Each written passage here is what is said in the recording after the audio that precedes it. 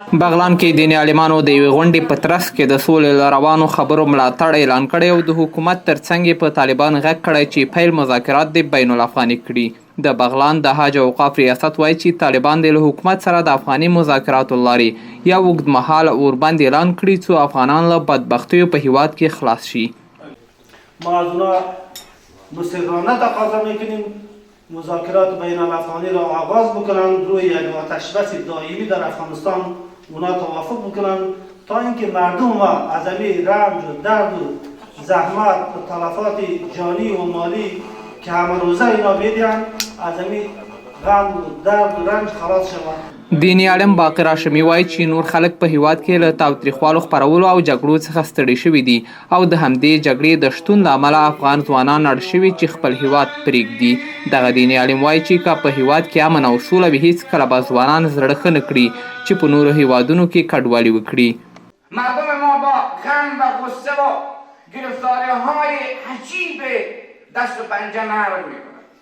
امروز خیلی از عزیزان ما و از جوانان ما در کشورهای بیرون خارج از مرزهای افغانستان از بحرها، برها و مناطق مختلف دنیا سرگردان گرفتارند. اگر در کشور ما صلح باشد، در کشور ما امنیت مستدام باشد، حاکم باشد، جوانهای ما، اولاد ما سرگردان در کشورهای خارجی نیست.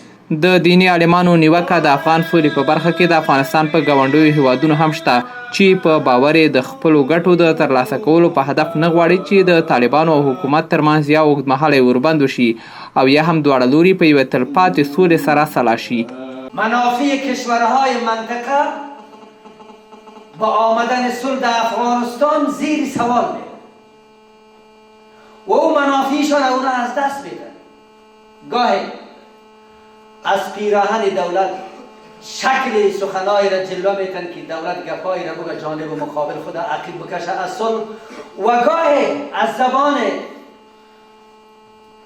جانب مقابل دولت چیزا و صدایی را میکشه که دولت خدا به عقیب بزنه تا اینکه اونها به همون منفعتهایشان همیشه برسه و ملت افغانستان چوب سوخت کشورهای منطقه و کشورهای همسایه شد. د بغلان ولایت دیني عالمان د افغان حکومت د استازو له ګډون پرته د امریکا متحده ایالاتو ترمنځ د سولې خبرې شکمنې بولي او له طالبانو په ټینګار سره غوښتنه کوي چې د افغان حکومت له استازو سره د مخامخ خبرې وکړي.